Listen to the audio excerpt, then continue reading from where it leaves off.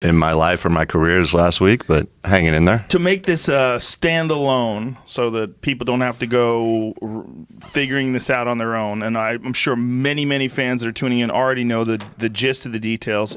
Let's lay this out from the beginning. Jon Jones' initial failed test.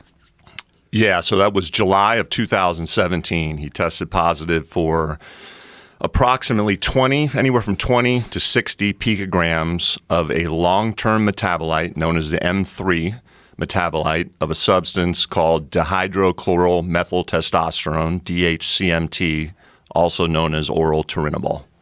And this was over a year ago. What was determined to be the source of this stuff? Never determined what the source was. So Jon went through a full arbitration hearing, was never able to determine where it came from, tested all the supplements he was using, went through many interviews with USADA, had a full-on arbitration hearing. The source was never determined where it came from. Why was his suspension so low or so short? Well, it wasn't determined. So, there's many factors that go into what that suspension was. I would argue in the totality of the evidence that was presented in that arbitration that it wasn't a short suspension because really one key thing came out of arbitration. So Jon went to arbitration before an individual by the name of Richard McLaren. Richard McLaren has an arbitration group up in Canada, and McLaren is probably worldwide known as one of the most credible guys in anti-doping. I know you had the Icarus producer, director on. The McLaren report was the report that came from all that. He basically investigated the Russian state being involved in doping in the Sochi Games and put out actually a series of reports on it, detailing that up to 1,000 Russian athletes, were breaking the rules, and the Russian laboratory was helping them get around it. So He's a very, very respected guy. He's independent of, obviously, the UFC. He's independent of USADA. He acts on his own. And his determination was? His determination, and I'll read you kind of what he said. Okay. He said, "I find that all evidence available to me leads me to conclude that the violation was not intended, nor could it have enhanced the athlete's performance." So A, non-intentional. So non-intentional ingestion. There's no argument that it was in his system, but he found the evidence to show non-intentional use. And then he went further, saying that based on the numbers of what he saw in the evidence, there was not even a performance-enhancing benefit afforded to Jon for having this long-term metabolite in his system. And I think that's significant when you talk about, hey, 15 months, that's kind of light, being that this is a second time through. I would argue that if there was an argument, that maybe it's on the higher end. And certainly, we'll talk about the California Commission. Andy Foster took that position in Jon's recent California hearing. He was a little bit critical of USADA. He thought, he's intimately familiar with this evidence, both in the previous case and this occurrence, and he also saw that there was no evidence that an independent arbitrator, made this statement and decision of Jon intentionally cheating. So if anything, I'd say that potentially there could be an argument that it was, on the higher end versus the lower end. Because of the fact that it was an unintentional ingestion. Exactly. Now, what is Jon's excuse? What is Jon said, how he got this into his system? Yeah, well, look, and it's detailed in the arbitration hearing at all. Jon fully admits that, some of the lifestyle decisions he was making, the partying and things, probably did not lead to making smart decisions and making smart choices in terms of what was being ingested in the body. But certainly his testimony was under oath that I have never intentionally cheated and did not intentionally put this substance in my body. And not only this case, but as we talk about the subsequent case here, I think you'll see that based on the numbers, coming out of his tests and based on some studies that have been done on some of these substances, it would tend to support that. Okay, correct me if I'm wrong, but didn't Jon test negative, then test positive for extremely low numbers? This is the initial test before we get into the most recent failed test. He did. So test negative, then test positive very shortly after with a very small trace amount. Correct. So he had two negative tests on July 7th and July 8th, I believe, of 2017. And then weigh-in day, I think it was July 28th, he was positive for a very low level of the M3 metabolite. And we might as well start here. So again, going back to Icarus, remember the doctor? I mean, he's the main character in that, Rodchenkov. In 2011, he put out a study on oral turinabol. He actually, my understanding is, dosed himself and then studied the excretion of his urine and what was coming out of it over the weeks and months after, and determined that there were multiple, maybe up to 50 metabolites that once this DHCMT was ingested into the body converted into other substances, and these metabolites stayed around. He identified some short-term metabolites, some medium-term metabolites, and some long-term metabolites, specifically the M3 that John's tested positive for. So these long-term metabolites would indicate that it was taken a long time ago. They would stay around for the longest. Why was he testing negative and then testing positive for these extremely low numbers? That's a good question, and that's basically the question at point. But what was not occurring, and what has never occurred in any of John's samples, is any presence of the short and medium-term metabolites. And if you look at Rodchenkov's study, he identifies a couple of these medium-term metabolites, Roman numeral 1 and Roman numeral 2, and he says these metabolites, based on his study, will stay in the body at least 22 days. Well, let's look back to the July 7th and 8th, positive tests. He's negative on July 7th and 8th for everything, for the parent compound, for the short-term, medium-term metabolites, and the long-term metabolites. Go 21 days later, so within that 22-day window, which his study shows the short and medium-term metabolites would still be showing up, and there's no presence whatsoever of the short or medium-term metabolites. Now, again, we'll get into this a little bit more, but I think the science, what it's showing, is a pulsing effect for this long-term metabolite, meaning once you ingest, whether intentionally or non-intentionally, oral turinabol into the body breaks it down, produces short-term and medium-term, which is, visible for a short and medium amount of time, and then this M3, which is produced for a long period of time. I think what the issue appears to be, and we'll get into this, the UFC program is not the only program that's seen this. There's another professional sports league that has seen it very frequently.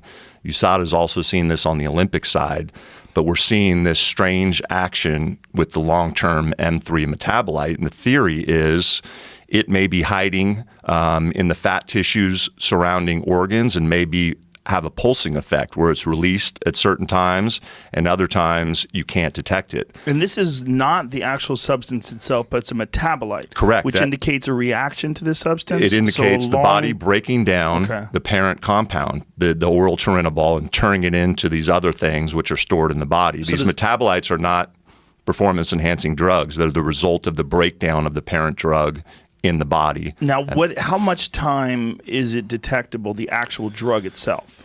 So pretty quick. It's a pretty quick clearance time. I think Rodchenkov's study says, maybe a week. So it's not around for very long. And that's why he conducted the study. Ironically enough, and I was going to go watch Icarus here last night, and I've had too much going on the last week to kind of refresh my mind. But apparently he knew this was part of his protocol for Russian athletes. He knew a coach that was still giving the oral turinabol to Russian athletes, and he had a falling out with the coach.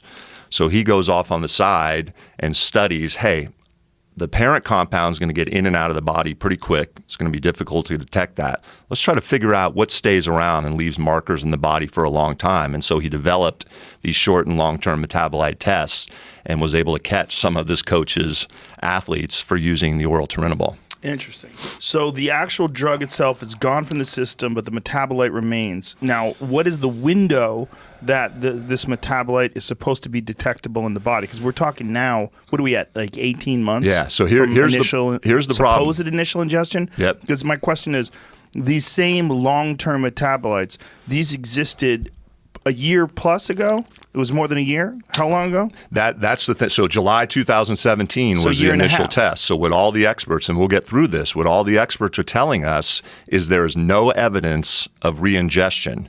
And most likely this is still remnants from the July 2017 test, however it was to enter into his system. And we'll go through some of these testing numbers that have shown negatives followed by very low level picogram quantities. My question, though, was that the ingestion that happened that he tested positive for in July of 2017 indicated a long-term effect, right? It was a long-term metabolite. Correct. So meaning it had already been in his system for a year or so. It absolutely could have predated. The theory the first time through was something had to have entered his system between July 7th and July 8th, those negatives, and this low picogram reading on July 28th. Over this last year, there's been a lot of study into this long-term metabolite. As I mentioned, this isn't just a UFC issue. There's another major professional sports league that, for the time being, wants to keep their testing confidential, but they've shared that information with scientists, with USADA, with myself. Okay. They saw it on multiple occasions, this pulsing effect over a year where you'd see but this positive is well tests. over a year. We're talking 2.5 years now, right? If it's a year... If in July he had taken July it a 2017, year ago, we're talking a year and a half, right? July a year 2017. Year and a half from Correct. July 17, but Correct. It could have been in his system a year prior. I don't know. Yeah, it could have been a couple months, a year. I don't know. He had never showed up for that M3 metabolite 4. He had been tested, for it. He had been tested multiple times in the program. Correct me if I'm wrong. Sure. Isn't the same level? Isn't it approximately the same picograms that exist today in 2018? That were there in 2017. Generally, if you look, and we can go over these numbers, it fluctuates, from single digits, it never gets into triple digits to mid double digits. So there's some as low as 9 picograms over that time. There was some at 60 picograms. And let's explain a picogram to someone because it's a preposterously small thing. It's insane. And, the analogy that I heard early on was, and I think John used this, throw a pinch of salt in an Olympic swimming pool. And I'm like, okay, well, you kind of wrap your head around that. Let's go the other side. Let's talk about something really small that we know of and how many times you have to break down that small particle to get to a picogram. So 1 grain of salt, and we all know what that looks like, right? You put that in front of you and you split that, and I'd mentioned this week 50 million. It's actually 58 million. If you split that 58 million times, a grain of salt, each one is a picogram. I mean, it's incomprehensible, the detection level and how small that is. It really is. It's crazy. And how many picograms did they find in his system? So he's gone from, and I'll read through it here. So here's since the initial appearance of the M3 metabolite, here's what John's tests look like in those picogram readings. So the first one collection date was July 28th, 2017. He had a concentration of 80 picograms. However, let me caution, and I'll read something from an expert. When you get down to these picogram levels, the science is somewhat inexact because it's such a small amount. So the variable, the plus or minus, can be anywhere from 20, 30, I've seen in some instances 50 or 60. So what this scientist's name is, his name is Larry Bowers. He was formerly the USADA science director. He's currently retired and independently consults. Before that, he ran an Olympic committee accredited laboratory at the University of Indiana. The guy's got 20 to 25 years of anti-doping experience. Here's what he told me about when you're analyzing small picogram levels. Although the two respective laboratories report a concentration, I would caution against becoming too fixated on the numbers. First, the numbers are really estimates of concentration and probably should be considered a range of about plus or minus 20 picograms per ml. And he said the December 9th result would be in the range of John's, and we'll get to that, between 60 and 100. Second, while the adjustment of concentration by specific gravity attempts to deal with the variability of urinary excretion rates, it is inexact and adds variability to the estimates. Finally, and most importantly, science has no clear understanding of the variance of urinary excretion of drugs at ultra-trace concentrations. So basically saying, look, I mean, we have a general idea how this works in science, but And I think this instance comes to play. Be real careful if you're going to be the guy with the pseudoscience out there saying, wait a second, Jon jumped from 20 to 60 from September to December, and that means he re-ingested it. What he's saying here is slow your roll on that it's such a small, incomprehensible level that we don't really know what those variances are going to look like. Now, I think if we saw jumps in Jon from single-digit 8 or 9 picogram to multiple hundred-digit picograms, there would be a concern and maybe some re-administration. But the experts I've spoken to, when you're talking variability of 10, 20, 30, 40, it's not that significant at the picogram level. What is the window where this long-term metabolites starts to express itself? Like what you said, there's short-term and there's medium-term. This is the long-term. How long does it take before the long-term? Yeah, that's a good question. I don't have the answer to that. It may be in Rodchenkov's report here. And I would encourage those that are at home, playing scientists at their computer. The Journal of Steroid Biochemistry and Molecular Biology, Rodchenkov writes a report, Detection and Mass Spectrometric Characterization of Novel Long-Term Dihydrochloromethyltestosterone Metabolites in Human Urine. I'm not sure when that long-term metabolite, how long it takes to show up. Here's the problem, though, with this substance. He did a real brief study. My understanding is administered it to himself. That's the only study that exists. Oral turinabol, DHCMT, to my understanding, is not approved for use for human consumption anywhere in any country. So you can't have clinical trials ethically in the medical world because it's just not legal to give this to human beings. So, we're already kind of behind the 8 ball here in that, as compared to other substances where you can do clinical trials because they're readily available via prescription or whatever, this substance is not. This substance was created by the East Germans in the 70s and 80s and was part of their state-sponsored doping program where they were doping their athletes. And can you correct me if I'm wrong, but I believe what I've read is that this is particularly effective when people are cutting weight. Yeah, I mean... Is that true, or is this just more... I don't know about that. I think some may be confusing turinabol with oral turinabol, two completely different talk about that, substances. That's actually very important. Yeah. There's very different effects on the body. There's very different windows in terms of detection time. Explain that to me, please. You got to be really careful in this world of performance-enhancing drugs. There's names that are interchangeable. There's different, chemical names where you change a little bit of that chemical name. It could mean a completely different substance. There's instances where the chemical name is different, but the substance is actually the same. So when trying to compare two substances, make sure if you're at home doing that analysis, you're comparing the right ones. Straight turinabol is different than oral turinabol. What is the difference? I can't tell you. I'm not as familiar with turinabol other than it's not oral turinabol. So, but there is a difference in terms of the detection window?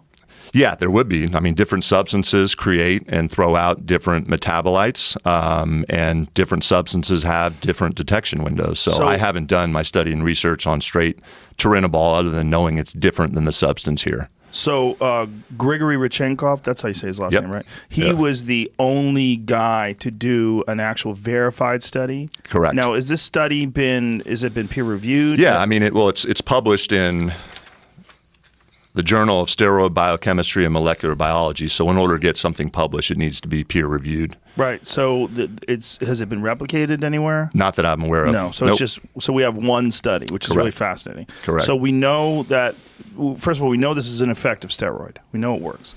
Yeah, the East Germans, I think, showed that they wouldn't have been using it. It's not an easy substance to get a hold of. Look, when it's not approved for use anywhere in the world, it's only available on the black market. So you'd probably have to go to China to get it manufactured, or research chemical supply company. It's not supposed to be provided to humans. Now, I'm certainly not attributing this to you, but there were rumors. This was one discussion, was that one of the possible ways he could have ingested this, and let's be very kind, Jon likes to party. Okay, one of the things about partying is people do cocaine. One of the things about cocaine is sometimes cocaine is cut with creatine. One of the things about creatine is oftentimes you're buying cheap creatine. Especially one of the things that we've had with Onnit's, our products are all third-party verified, but in the initial goings, when we tried different manufacturers, especially for Alpha Brain, we found there were other trace elements that were in Alpha Brain that weren't supposed to be in there. And it's because of the vats that they mix these things up with. And one of the things that we had heard was that creatine oftentimes is made in the same place where they might be making oral turinabol, they might be making anabol, they might be making a bunch of different things, and trace amounts of this stuff can get into the creatine. They use creatine to cut cocaine with. Yeah. Is this possible, or am I just? Yeah, it's absolutely a theory. I don't, I can't sit here and say that happened, but I will. You have heard similar things. I have heard similar things. I know for a fact, based on my previous career, I worked closely with the DEA. I was with the FDA. I worked cases involving street distribution of recreational drugs, including cocaine. I know for a fact that creatine is one of the most common substances that cocaine is cut with because it has a similar look.